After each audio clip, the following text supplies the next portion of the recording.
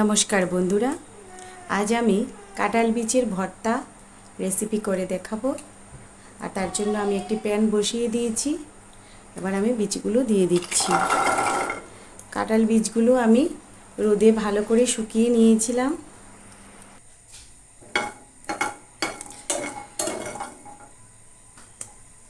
বীজ ভাজা হয়ে গেছে, এবার আমি এগুলি নামিয়ে নেব।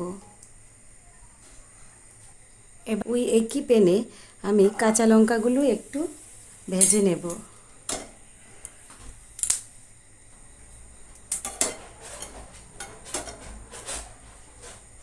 কাঁচা লঙ্কাগুলো ভাজা হয়ে গেছে, এবার আমি এগুলি নামিয়ে নিচ্ছি।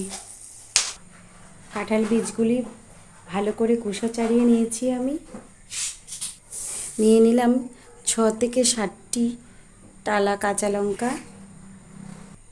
এখানে নিয়ে নিচ্ছি আমি 5-6 কোয়া রসুন, একটা মিডিয়াম সাইজের পেঁয়াজ কুচি করে নিয়েছি আমি,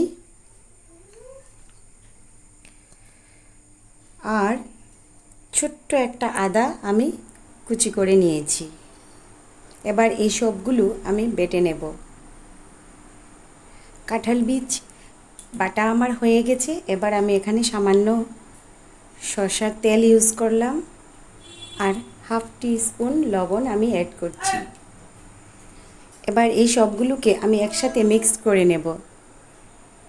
ভর্তা রেসিপিটি আমার সম্পূর্ণ রেডি। আপনারা অবশ্যই একবার এই দুর্দান্ত স্বাদের রেসিপিটি বাড়িতে ট্রাই করবেন, আর আমার এই রেসিপিটি কীরকম হয়েছে জানাবেন। আজ এ পর্যন্তই, দেখা হচ্ছে পরবর্তী ভিডিওতে।